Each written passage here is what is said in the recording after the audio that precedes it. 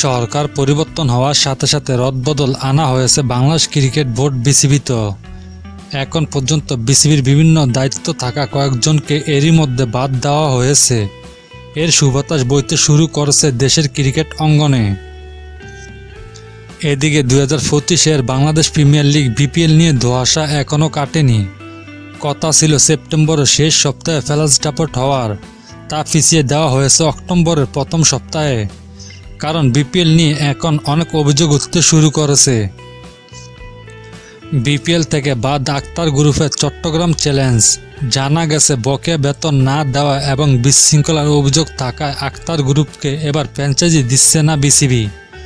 তাদের জায়গায় আবার ফিরছেন সামির কাদের চৌধুরীর প্রথম 2 আসর এবং 2013 সালের ফাইনালিস্ট দল Chittagong Kings.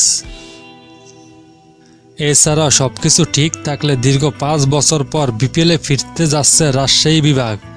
Corporator company Valentine group Rajshahi নাম দিয়ে দল নেওয়ার ইচ্ছা প্রকাশ করছে, তবে নাম কি হবে তা এখনও জানা যায়নি। 2025 সালে বিপিএলে আগামী আসরের জন্য 51,46,80,880 টাকা বাজেট অনুমোদন দেওয়া হয়েছে। সম্ভাব্য আয় ধরা হয়েছে 56,80,00,000 টাকা, যা 2024 বিপিএলে 36,45,00,000 টাকা ছিল ব্যয়, আর আয় ছিল 48,55,00,000 টাকা। আয়ের হিসাবটা সম্ভাব্য আয় ধরে বাজেট অনুমোদন দেওয়া হয়েছে। এটা বাড়তে পারে, নির্ভর করছে মার্কেটিংয়ের উপর।